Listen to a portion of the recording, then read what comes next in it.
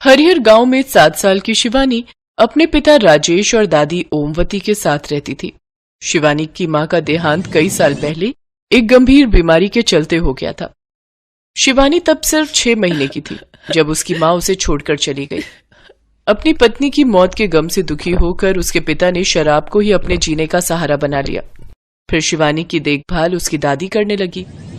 एक बार शराब के नशे में राजेश कहीं चला गया और फिर लौट कर नहीं आया। ओमवती गांव के ही शिव मंदिर में साफ सफाई का काम करने लगी और उसी से वो अपना और शिवानी का पेट पालने लगी। ओमवती जब भी काम करने मंदिर जाती तो शिवानी भी उसके साथ ही चली जाती।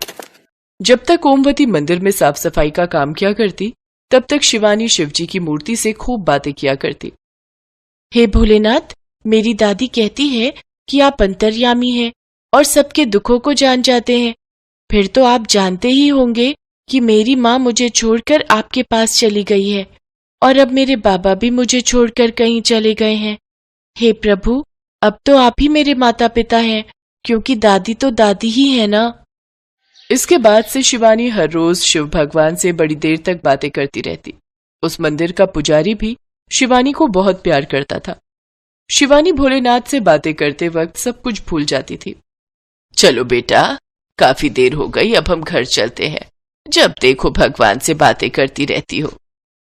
दादी, क्या भगवान मेरी बातें सुनते भी होंगे? हाँ बेटी, वो सबकी सुनते हैं, तुम्हारी बातें भी जरूर सुनते होंगे। ऐसे ही कई साल बीत गए। शिवानी अब बड़ी हो गई, लेकिन वो अब भी शिव मंदिर आकर शिव भगवान से बातें करती रहती। एक रोज शिव मंदिर से आने के बाद रात को जब वो खाना खाकर सो गई तो उसके सपने में भगवान शिव आए। शिवानी बेटी, उठो। भोलेनाथ, आप मेरे सपने में आए हैं? हाँ बेटी शिवानी, कल सेठ दीनालाल के कोयले की खान में आग लगने वाली है। अगर ऐसा हुआ तो कई मजदूरों की जान चली जाएगी। शिवानी की आंख खुली तब तक सुबह हो चुकी थी। वो झट से दीनालाल के घर पहुंची, जहां पहुंचकर उसने सारी बात उन्हें बताई। ये तुम क्या बोल रही हो? ऐसा कुछ नहीं होगा। भला सपने की बात भी सच होती है क्या? अरे मैं नहीं मानता तुम्हारी इन बातों को। शिवानी की कही ये बात सेठ दीनालाल का मजदूर सुन लेता है और वो जाकर ये बात सारे गांव में बता देता है, जिस कारण उस दिन कोई भी गांववासी काम पर नहीं गया। उस दिन सेठ दीनालाल अकेले ही वहां गया, लेकिन उसके वहां पहुंचने के थोड़ी देर बाद ही उस खान में आग लग गई। जैसे तैसे वो जान बचाकर भागा। ये बात सच होती देख सभी गांव वाले शिवानी की जय जयकार करने लगे। सभी गांव वालों ने उसको जान बचाने के लिए धन्यवाद किया। शिवानी पर सचमुच भगवान शिव की कृपा है, इसीलिए तो स्वयं भगवान शिव उसके सपने में आए। हाँ, तभी तो उसे पहले ही पता चल गया कि खान में आग लगने वाली है और उसी के कारण आज हमारी जान बच पाई है। इस तरह जब भी गांव में कोई अप्रिय घटना होने वाली होती तो भगवान शिव पहले ही शिवानी के सपने में आकर उसे सब बता देते, जिससे कोई भी अनहोनी होने से बच जाती। धीरे धीरे गांव भर में शिवानी की बड़ी इज्जत होने लगी और सब उसी का गुणगान करते। गांव वालों के इस रवैये से गांव का मुखिया जलने लगा था, क्योंकि पहले गांव में सब उसी की इज्जत करते थे, लेकिन अब हर कोई शिवानी का ही गुणगान करता है, जिससे जलते हुए मुखिया अपने आदमियों से बोला, सारे गांव भर में यह अफवाह फैला दो कि शिवानी पर कोई भगवान शिव की कृपा नहीं है, बल्कि वो तो काला जादू जानती है, जिस वजह से वो सब जान जाती है। साथ ही पूरे गांव को अपने वश में करना चाहती है, जिस वजह से वो ऐसा कर रही है। गांव भर में ये बात फैल जाती है। कुछ लोग शिवानी पर भरोसा करते हैं तो कुछ उसके खिलाफ हो जाते हैं। मुखिया का एक बेटा था अशोक, जो दिल ही दिल में शिवानी को बहुत पसंद करता था। उसे अपने पिता की चालबाजी के बारे में सब पता चल गया था। उसी रात शिवानी के सपने में एक बार फिर शिवजी आए और कहने लगे, शिवानी बेटी उठो। प्रभु, आप कुछ होने वाला है क्या? हाँ बेटी, कल गांव में जो लकड़ी का पुल है वो टूटने वाला है, इसलिए तुम्हें सब लोगों को उस पुल पर जाने से रोकना होगा। अगले दिन सुबह शिवानी भागते भागते उस पुल के पास पहुंची और कहने लगी, रुक जाओ, कोई भी उस पुल पर मत जाओ, वो पुल टूटने वाला है। तभी मुखिया के आदमी भी वहां पहुंच जाते हैं और कहते हैं, ए लड़की, तो क्यों अपना काला जादू करके इन सब लोगों को धोखे में रख रही हो? तभी वो पुल टूट जाता है। आपने देखा ना, मैंने कोई काला जादू नहीं किया, ये पुल सचमुच में अपने आप टूट गया। अच्छा, झूठ बोलती है, मैं अभी तुझे बताता हूँ। मुखिया के आदमी लाठी उठाकर शिवानी को मारने ही वाले होते हैं कि तभी वहाँ मुखिया का बेटा अशोक आ जाता है। छोटे मालिक आप? हाँ मैं। तुम लोग क्यों इस लड़की को परेशान कर रहे हो? ये कोई काला जादू नहीं जानती।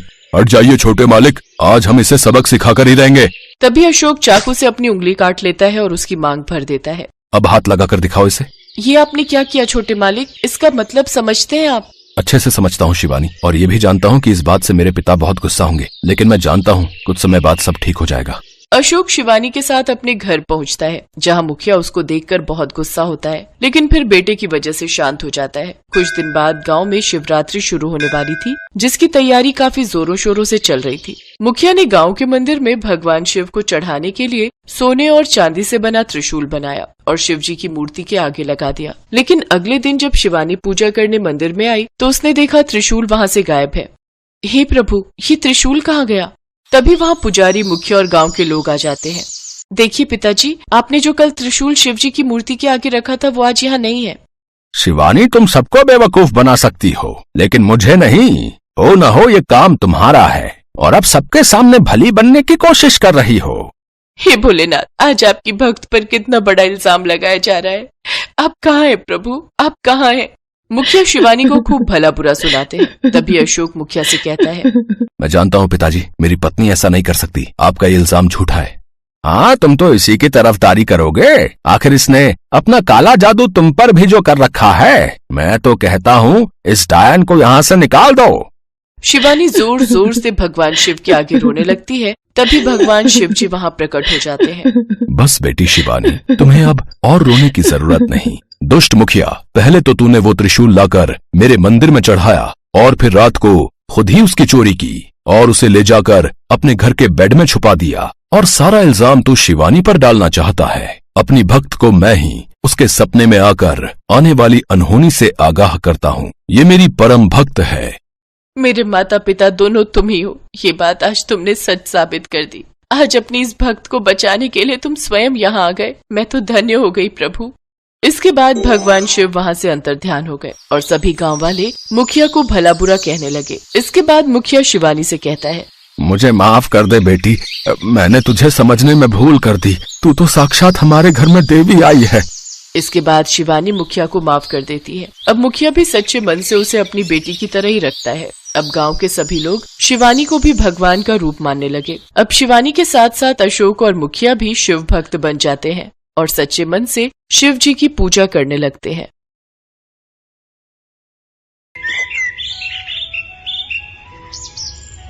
हरिनगर में मणिराम नाम के एक सेठ जी रहा करते थे।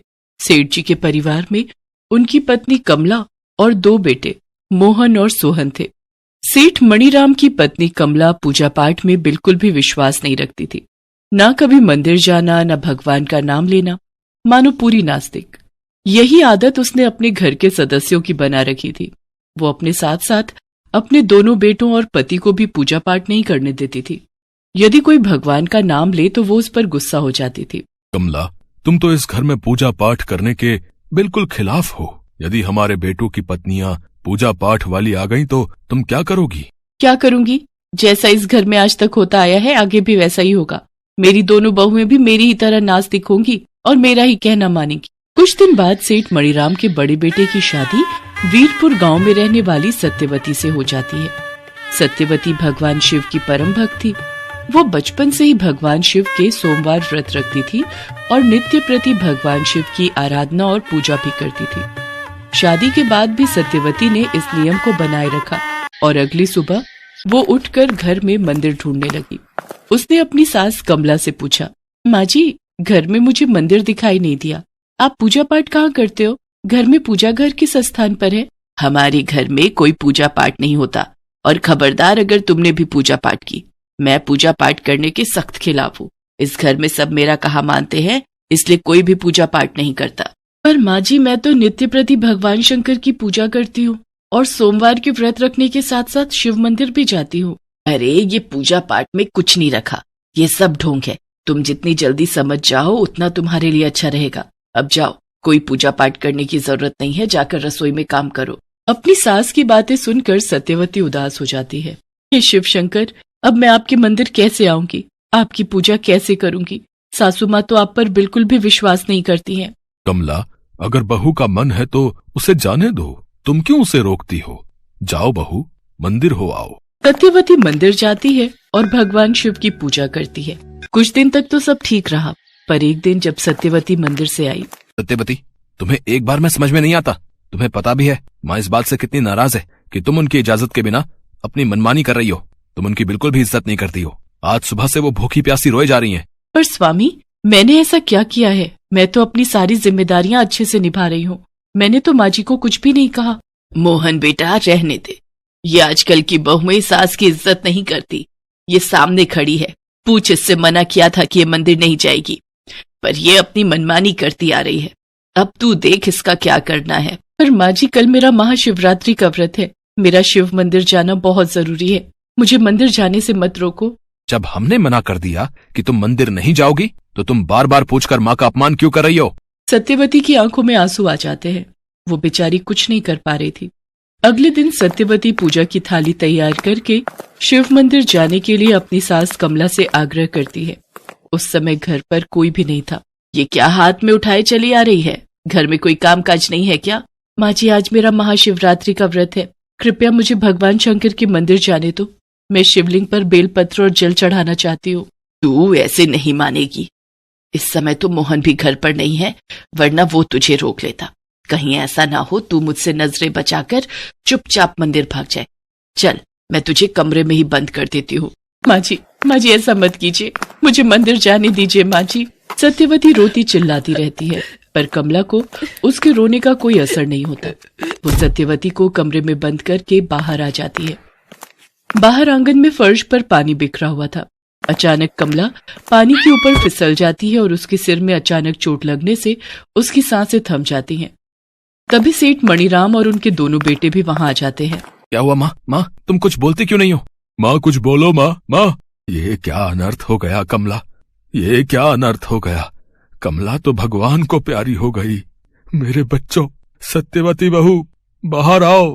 देखो, तुम्हारी सास हमें छोड़कर चली गई। सत्यवती, हाँ, ये सब कुछ सत्यवती के कारण ही हुआ है। वही माँ से रोजाना लड़ती है। सत्यवती, तुम कमरे में क्या कर रही हो? बहू को कमरे में किसने बंद किया? जल्दी से बहू के कमरे का दरवाजा खोलो। मोहन कमरे का दरवाजा खोलता है। सत्यवती दौड़ी हुई अपनी सास के पास आती है। ये सब क्या हो गया? नहीं, मेरे भोलेनाथ मेरे साथ ऐसा कभी नहीं करेंगे, नहीं करेंगे। सत्यवती दौड़ती हुई शिव मंदिर में जाती है और शिवलिंग के पास बैठकर बहुत रोती है। हे भोलेनाथ, हे शिव शंभू, आपने ये क्या कर दिया? माँ जी इस दुनिया से चली गई तो सब मुझे ही दोष देंगे। आज मेरे घर महाशिवरात्रि के त्योहार की खुशियों की जगह मातम छाया हुआ है। प्रभु, ऐसा ना करो। मेरी सासू माँ को जिंदा कर दो। आप तो काल को टालने वाले महाकाल हो। शिव शंकर, इस काल को टाल दो, वरना मैं यहीं आपकी चौखट पर सिर पटक फटक कर अपने प्राण त्याग दूंगी। मैं भी अपनी जान दे दूंगी भोले भंडारी। हे शंभू, मेरी सासू माँ को फिर से जीवन दान दे दो। हे शिव शंकर, मेरी सासू माँ को फिर से जीवन दान दे दो। सत्यवती सिर पटक पटक कर रोए जा रही थी। अचानक शिवलिंग में से एक चमकदार रोशनी बाहर निकली और सत्यवती की सासू के माथे पर लगी। कमला जिंदा हो गई। सत्यवती बहू, सत्यवती बहू। कमला, तुम जिंदा हो गई? हे भगवान, ये जरूर सत्यवती बहू की पूजा का फल है। कमला, हमारी बहू दौड़ती हुई शिव मंदिर गई है। मुझे शिव शंकर के मंदिर ले चलो, मैं भी उनके दर्शन करूंगी। मेरी बहू के पास मुझे ले चलो। सब लोग शिव मंदिर पहुंचते हैं। सत्यवती शिवलिंग के पास बैठी रो रही थी। उसकी आंखें बंद थी। कमला की आवाज सुनकर सत्यवती आंखें खोलती है। सत्यवती बहू, सत्यवती बहू। माँ जी आप ठीक हो गई। शिव शंभू ने आपको ठीक कर दिया माँ जी। हाँ सत्यवती बहू, मैं जानती हूँ आज मैं इन्हीं के कारण जीवित हूँ। सारी दुनिया को संभालने वाले भोले भंडारी ने आज मेरी रक्षा की है। मैं भी अब इनकी पूजा करूंगी बहू। अब मेरे घर में भी भगवान की पूजा होगी, सत्संग कीर्तन होगा, खुशियों से त्योहार मनाए जाएंगे। जय भोला भंडारी, आपकी जय हो। तब भगवान शंकर को नमन करते हैं। सत्यवती की ईश्वर भक्ति का विश्वास जीत जाता है और भगवान शिव की कृपा से सत्यवती के जीवन में खुशियां आ जाती हैं।